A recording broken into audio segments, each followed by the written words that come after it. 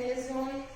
तो आज मैं फिर लेकर उपस्थित हुई हूँ आपके सामने ऑक्सिलरी वर्ब का थर्ड टाइप, जिसमें मैंने फर्स्ट और सेकंड टाइप कंप्लीट करा दिया है लास्ट लेक्चर में। और थर्ड टाइप में हम पढ़ेंगे यूज ऑफ बी, और इसके पढ़ने के बाद हमारा जो प्राइमरी ऑक्सिलरीज है वो पूरा हो जाएगा और फिर हम स्टार्ट करेंगे मॉडल ऑक्सिलरीज।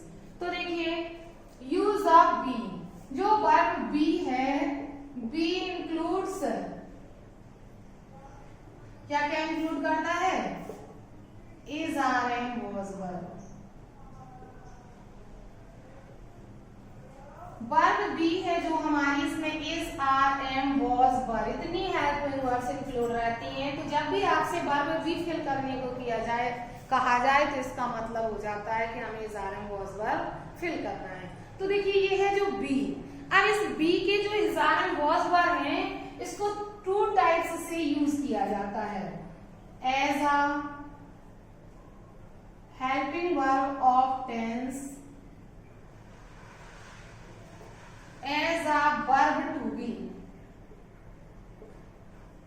तो देखिए हमें टू टाइप से पढ़ना है is, are, am, was, were को। पहले तो as a helping verb of tense, tense के हेल्पिंग वर्ब के रूप में पढ़ना है, फिर as a verb to be. तो देखिए वर्ब टू बी के रूप में बाद में पढ़ेंगे, पहले हम as a helping verb of tense पढ़ेंगे। तो टेंस की जो हेल्पिंग वर्ब होती है वो भी इज, आर, एम, वाज, वर होती है, इज, आर, एम, वाज, वर। और जो वर्ब टू बी की होती है वो भी सभी पूरी होती है, इज, आर, एम, वाज, वर। तो देखिए जो इज, आर, एम है ये प्रेजेंट की हेल्पिंग वर्ब है, और जो वाज, वर है वो पास्ट की वर्ब है। अब ये प्रेजेंट और पास्ट के किस टेंस में यूज की जाती है? तो देखिए ये जो इज, आर, एम, वाज, वर है ये कॉन्टिन्यूअस टेंस में यूज की जाती है। तो ये दोनों प्रेजेंट और पास्ट के कॉन्टिन्यूअस में यूज होंगी। किस में यूज होंगी? कॉन्टिन्यूअस टेंस में। तो देखिए यहाँ पर मैं बस क्लियरली लिख दे रही हूँ कि जो इज, आर, एम है वो हमारा यूज होगा प्रेजेंट कॉन्टिन्यूअस में, और जो हमारा वाज, वर है वो यूज होगा पास्ट कॉन्टिन्यूअस में। अब देखिए कॉन्टिन्यूअस को हम पहचानेंगे कैसे? कॉन्टिन्यूअस का मतलब ही होता है कॉन्टिन्यू, जारी होना।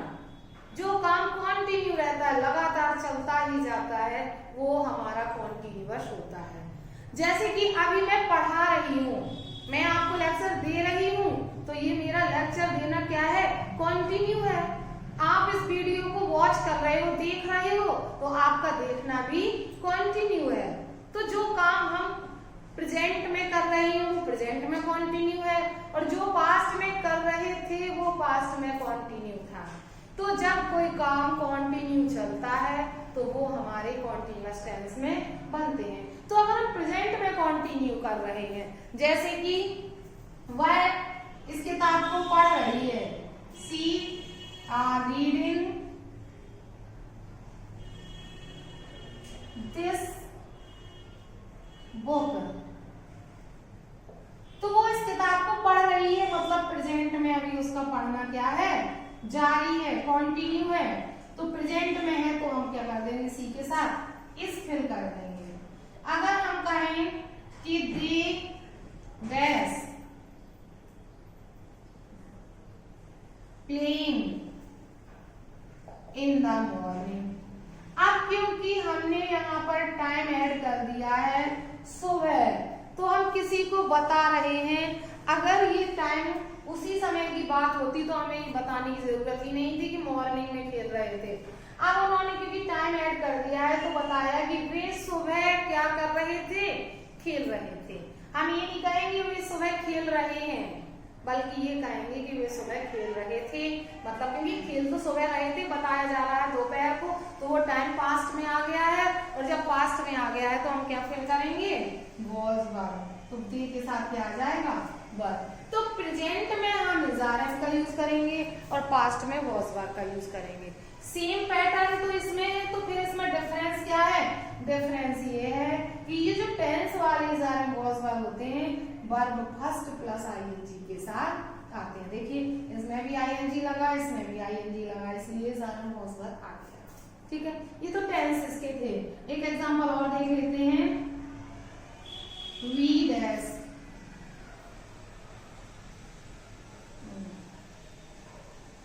in the office when the boss came। देखिए जब हमारा सेंटेंस डबल हो जाता है तो हमें इसको आइडेंटिफाई करने में हेल्पफुल रहता है, क्योंकि इसमें जो सेंटेंस है व्हेन द बॉस केम, जब बॉस आए, तो जब बॉस आए मतलब पास्ट की बात हो रही है, जब वो तो पास्ट में है तो ये ऑटोमेटिक पास्ट में बनेगा। जब बॉस आए तो हम लोग क्या कर रहे थे ऑफिस में, यहाँ पर वर्ब नहीं लिखी है मैंने, हम सभी ऑफिस में काम कर रहे थे, तो यहाँ पर वर्ब आ जाएगा। तो इसका मतलब ये है कि जब कोई पास्ट की आइडेंटिटी होती है तभी पास्ट में हम बनाते हैं, अदरवाइज हमारा प्रेजेंट में ही बन जाता है। वह खाना पका रही, she is cooking food and the milk is boiling, इस तरह से हमारे सब प्रेजेंट में बन जाते हैं। तो ये तो है आपके टेंसेस के। ठीक है, जो वर्ब की फर्स्ट फॉर्म में आईएनजी लगाने के साथ ही आते हैं, लेकिन जो हमारे as a verb to be है उसमें नो मेन वर्ब, इसकी यही तो आइडेंटिटी होती है कि नो मेन वर्ब, कोई मेन वर्ब का यूज नहीं होता है, ओनली कॉम्प्लीमेंट। क्या आता है इज़ारम के साथ? तुरंत कॉम्प्लीमेंट आता है। जब मैंने आपको सेंटेंस पढ़ाए तो बताया कि वर्ब टू बी वाले सेंटेंसेस में इज़ारम वॉज वर्ब के तुरंत बाद कॉम्प्लीमेंट आता है। तो देखिए जैसे कि पास्ट की बात करें हम तो देयर वॉज अ किंग, अगर हम यहाँ पर वॉज को यहाँ पर ब्लैंक कर दें तो ये पास्ट की बात चल रही है, यहाँ पर कोई मेन वर्ब भी नहीं है, तो एक राजा था, सिंपली वर्ब टू बी से बन जाएगा देयर वॉज अ किंग। अगर हम कहें the grapes dot dot saw, तो ये भी कॉम्प्लीमेंट है, खट्टा होना, ग्रेप्स खट्टे हैं, तो ये भी इसमें कोई मेन वर्ब नहीं है, कोई टेंस नहीं आएगा, आ जाएगा। तो जिसमें कोई मेन वर्ब नहीं होती है, कोई टेंस नहीं होता है, तो मेन वर्ब नहीं होगी तो टेंस ही नहीं होगा, तो वो सभी हम वर्ब टू बी से बना देंगे। He dash a doctor, वह एक डॉक्टर है तो इज आ जाएगा।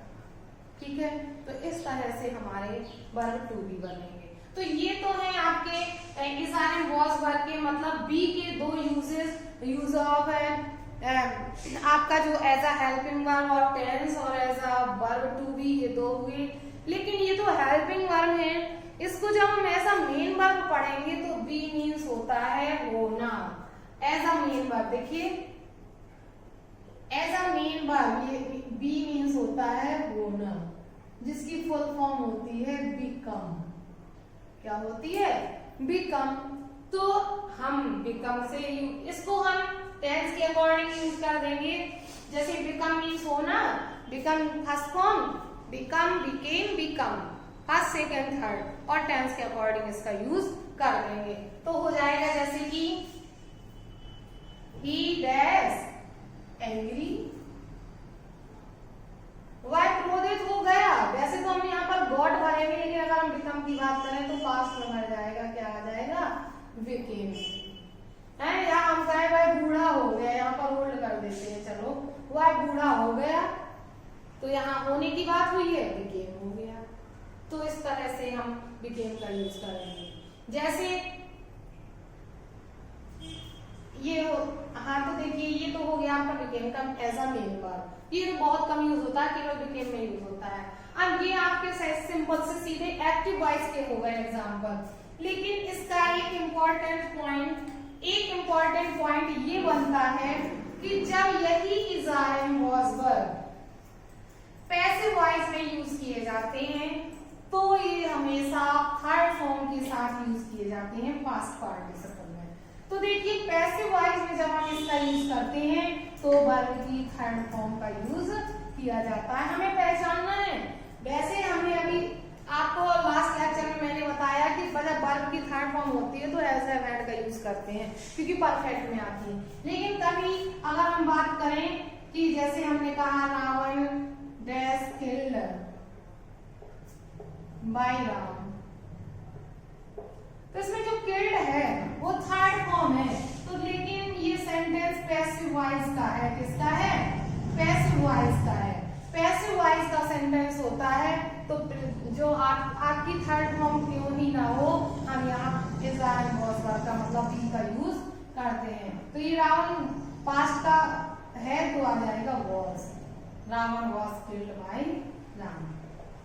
अगर हम कहें द बुक्स सोल्ड हियर, तो हम कहेंगे बुक्स यहाँ बेची जाती हैं।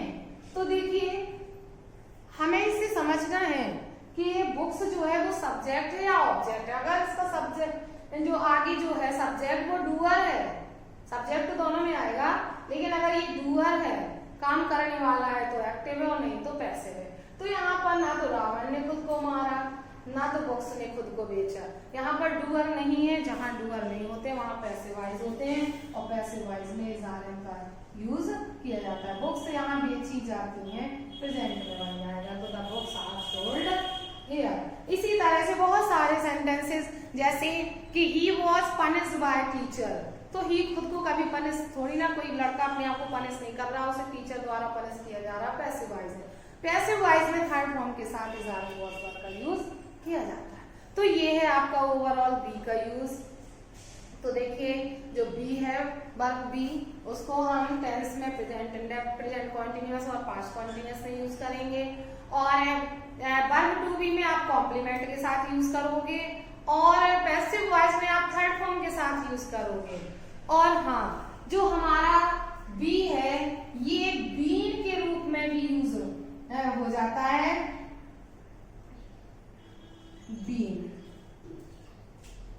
इसको बीन के रूप में भी कभी कभी बी भरने को आता है, जैसे ही नेवर टू मुंबई।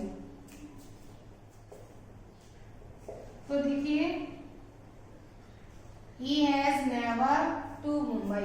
अब यहाँ पर अगर बी फिल करने को आता है तो हम यहाँ पर बी का मतलब is are and was verb नहीं भरेंगे, क्योंकि यहाँ पर हैज दिया है ना, वो हैज के साथ जब बी आता है तो हैज बीन या हैव बीन होता है। तो यहाँ पर बी का क्या करेंगे हम? बीन फिल करेंगे, तो ये बीन हो जाएगा इस टाइप के सेंटेंसेस में। तो है बी को हैज हैव हैड के साथ बी का बीन हो जाता है और बाकी सब में मैंने आपको पढ़ा ही दिया है। तो आपका ये वर्ब भी कंप्लीट हुआ और आई होप आपको बहुत अच्छे से समझ में आया होगा। अगर थोड़ा सा भी डाउट हो तो इस वीडियो को फिर से प्ले करके देख लीजिए और इससे जुड़े हुए आप मेरे सारे लेक्चर्स देखना चाहते हैं तो प्लेलिस्ट में सारे वीडियोस अवेलेबल हैं। ऑक्सिलरीज के पूरे लेक्चर आप देख सकते हैं और आप इसका वीडियोस का आनंद ले सकते हैं। और अगर आपको वीडियो पसंद आती है तो एक लाइक तो बनता ही है। Thank you, thanks for watching.